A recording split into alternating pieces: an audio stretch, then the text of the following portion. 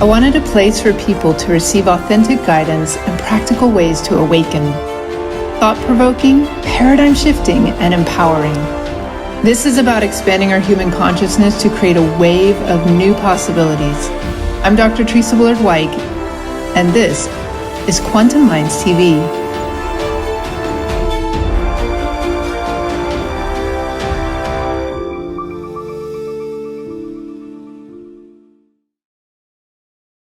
Welcome back to Quantum Minds TV, where we take a deep dive into various perspectives on what it's going to take to create a shift in human consciousness.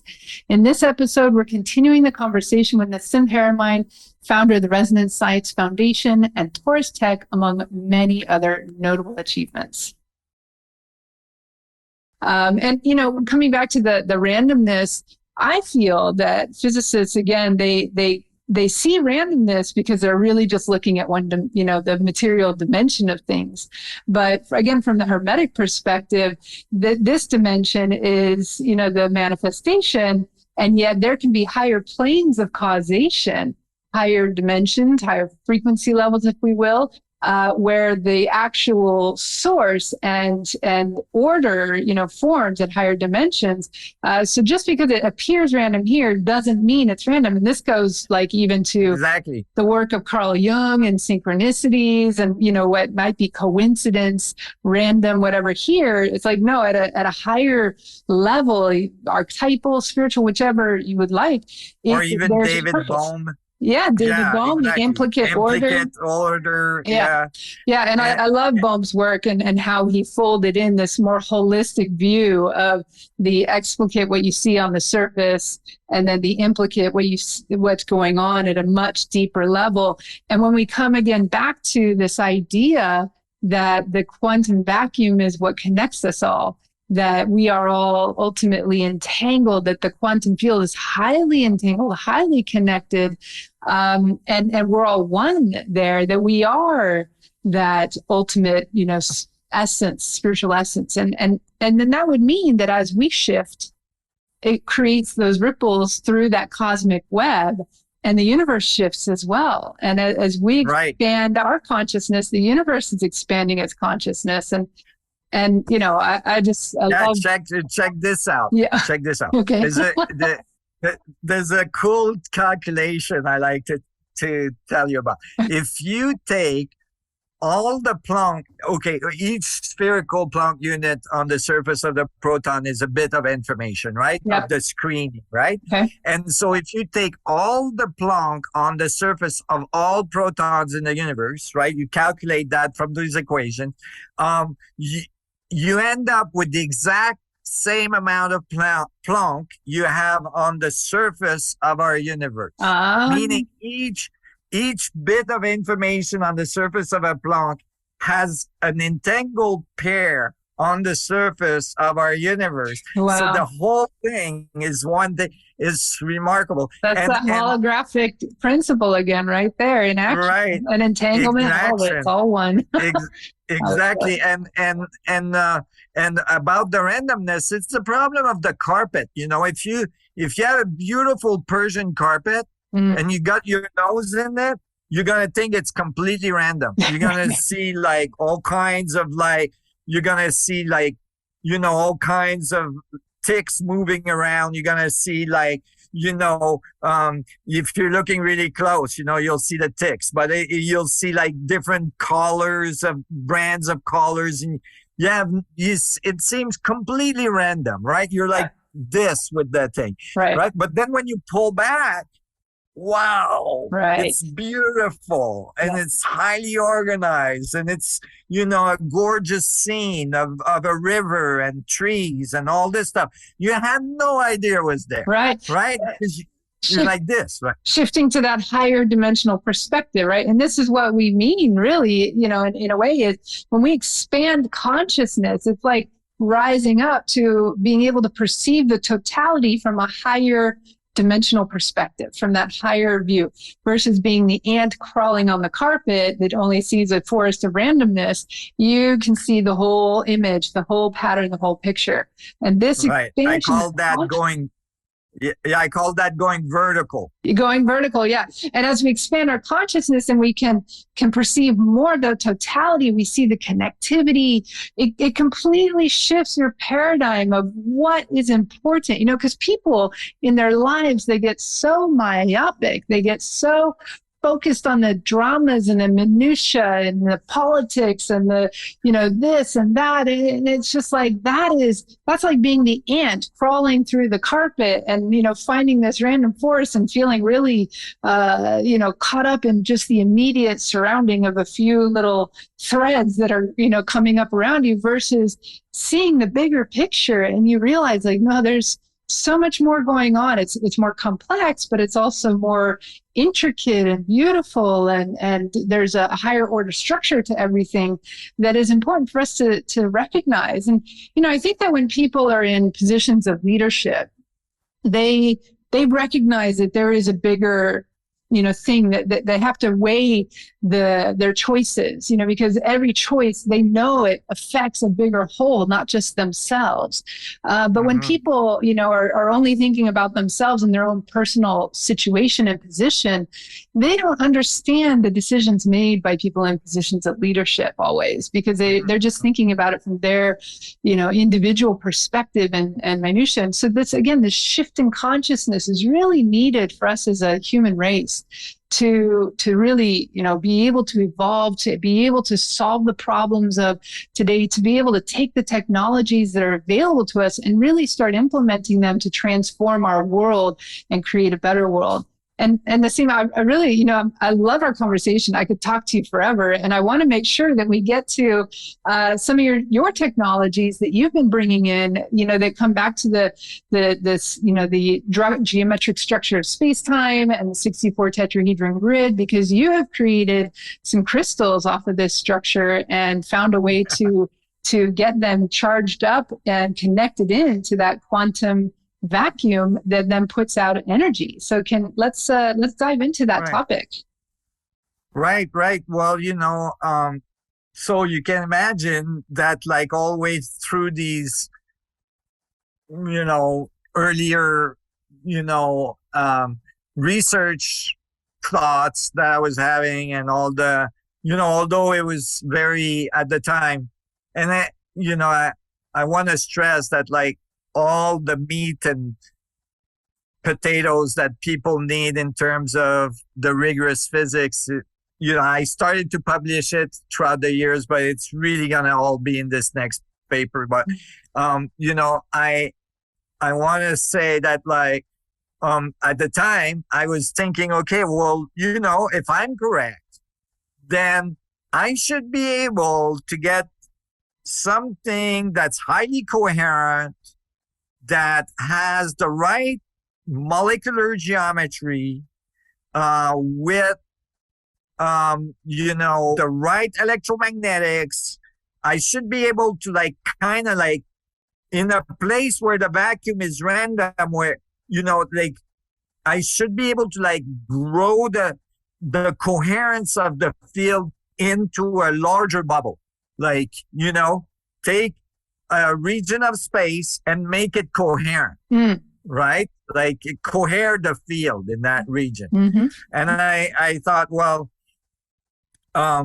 maybe, so what substance should I use, right? Well, it would have to be a substance that oscillate really well, right? Well, in all of our devices, all of our modern civilization, everything is running on one very specific structure, and it's called a crystal. Yeah. So I'm not talking about crystals like, that your hippie mother had or something like that, right? I'm talking about, technology, like crystals are technology as well. They're not just like these esoteric concepts of crystal. So something else, and then I studied the chemistry of crystals and all this, and clearly I saw that the geometric structure of space that was being described by the ancient at the time, and that eventually I found in the mathematics,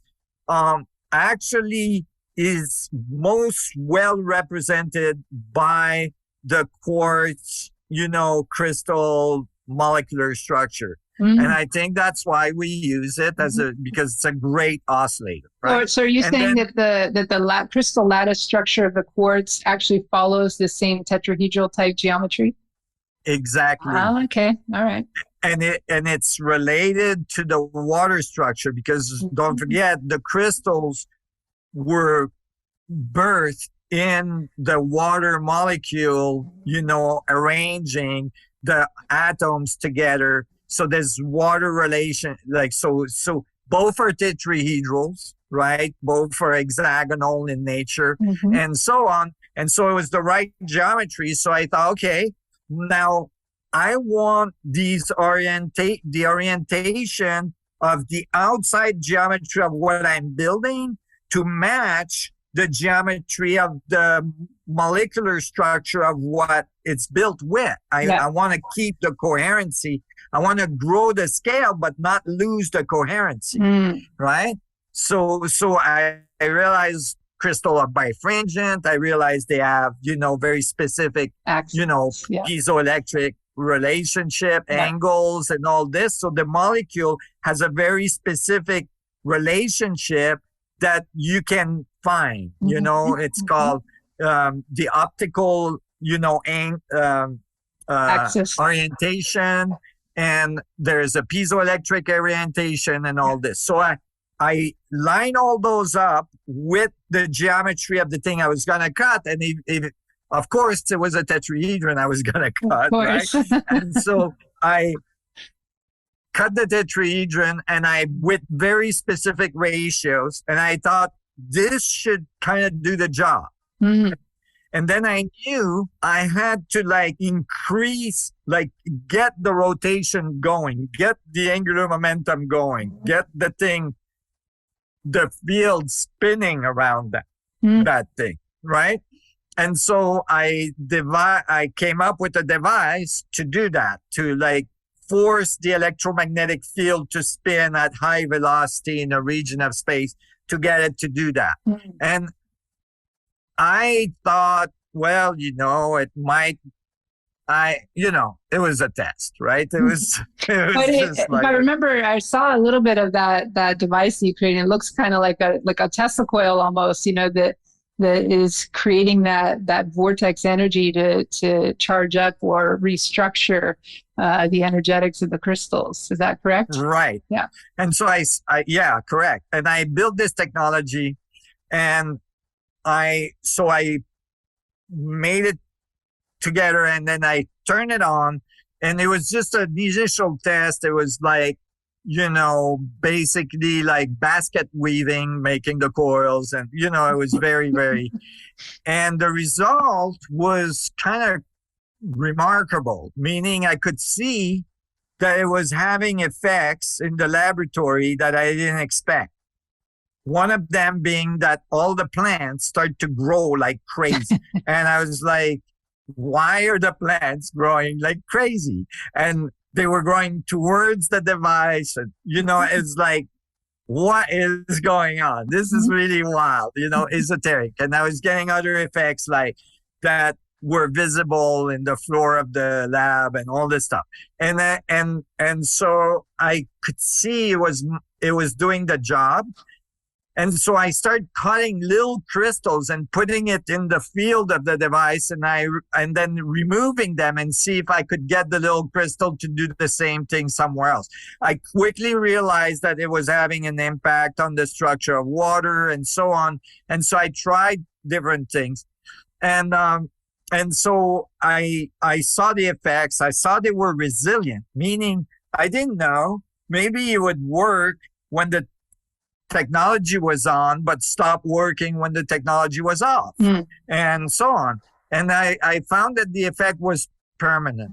Like the only way I could cancel the effect in the crystal was by boiling it, and then the molecular structures lose its coherency. Right. And so but I couldn't measure it directly until recently. And that's, I think you have those little movies. Yep. Because I could measure it indirectly on the effects of plants, the effects on water and all this, but it was indirect measurement.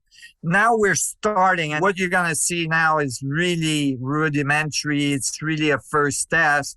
And so excuse the quality of the filming and all this, because it, doesn't reflect on the technology really. But so before we show the movie, if I may, Nassim, I wanted to just make a little bit of a connection here between what you're doing with the crystals and an ancient practice that has been, part of like Tibetan Buddhism, for example, and even in Christianity, they talk about the relics or the sharira that come from the saints and the enlightened monks. And they believe that, for example, in the Tibetan system, an enlightened monk became so coherent and went through their own spiritual and internal body alchemy process that they created what they call these pearls of wisdom, like sharira, like a philosopher's stone inside of their own body. And then when they cremated them at the end, it was like those little pearls would not break down, and then they would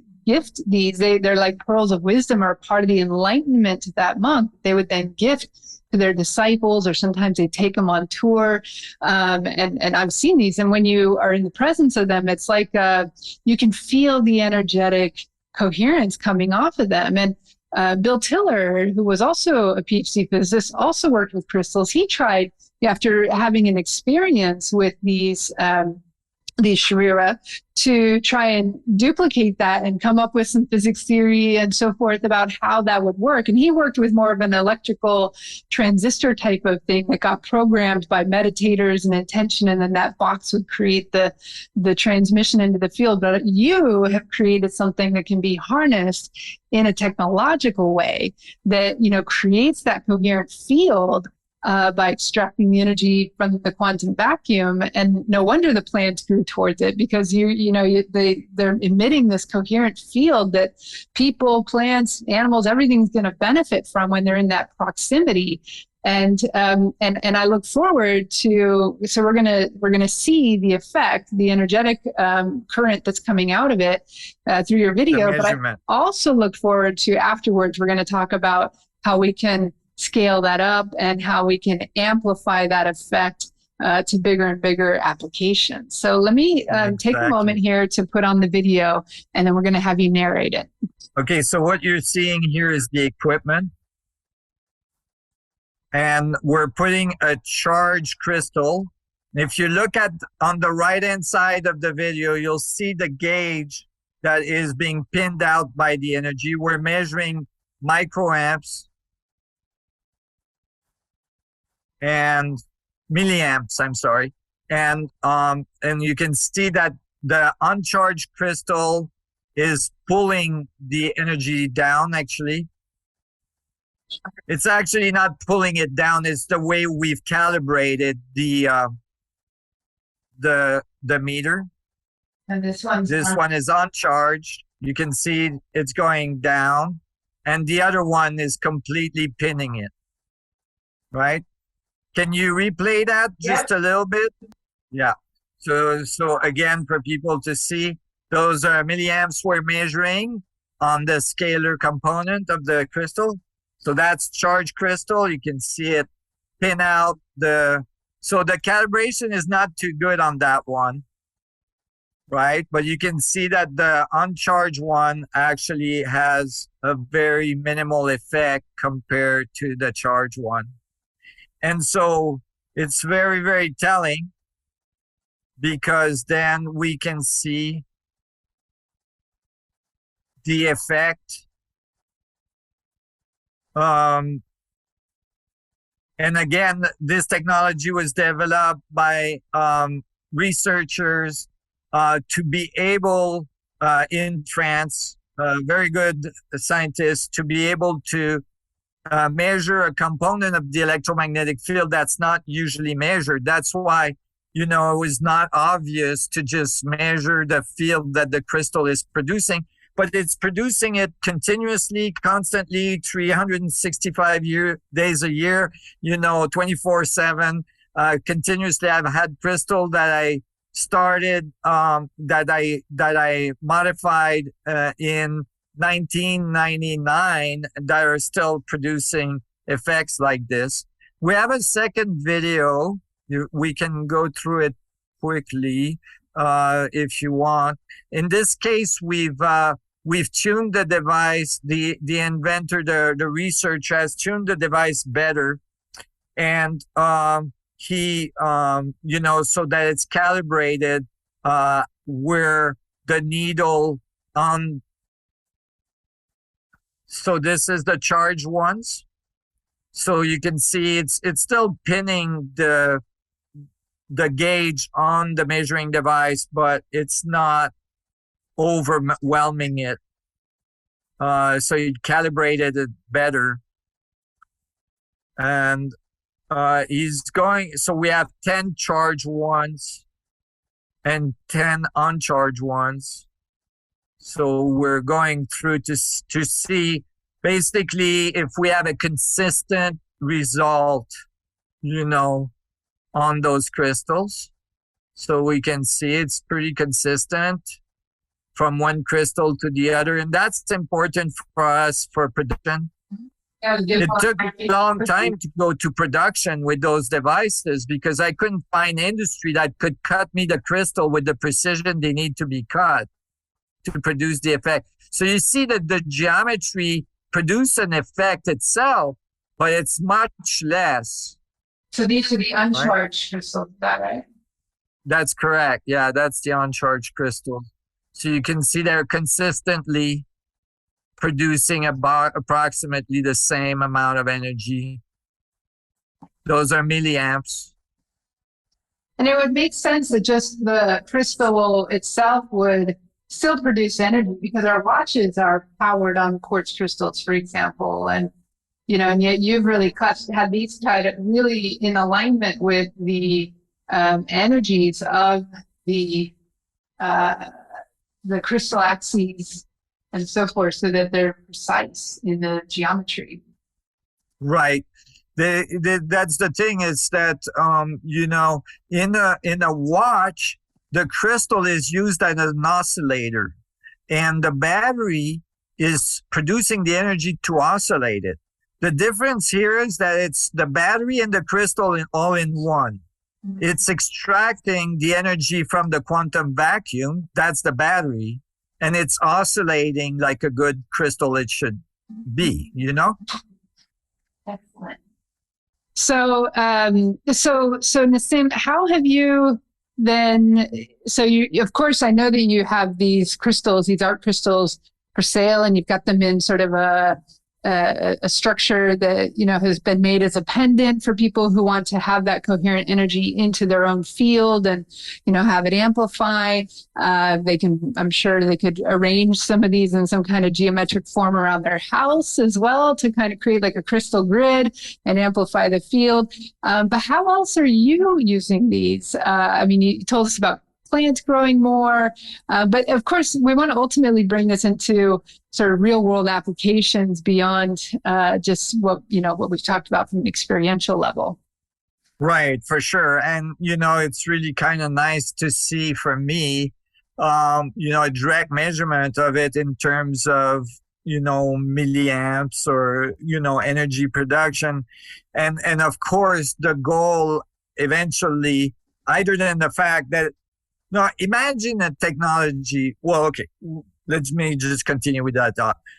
So that eventually it's running your car, it's running your house, it's running your spaceship, and it's running our society. The crystals currently are running our society. It's just that they're not the power source of the device where they're the oscillator.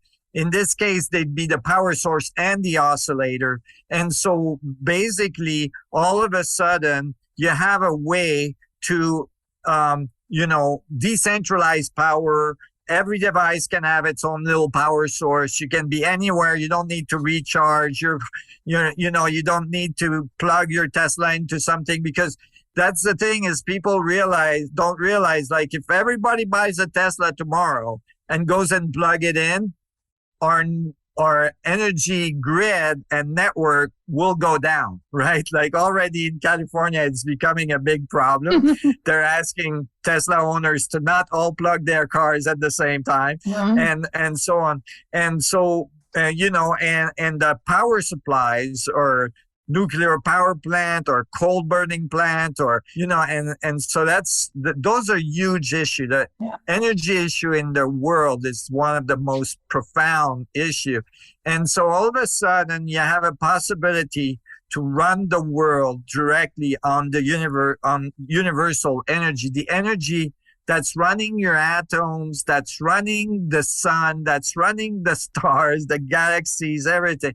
And so basically we are, when we're using nuclear power or when we're putting a turbine in the stream of water, I mean, it's provided by the universe. It's just not a very efficient way to use it because it's too late along the path of entropy. This technology is like bringing back to the source of the energy.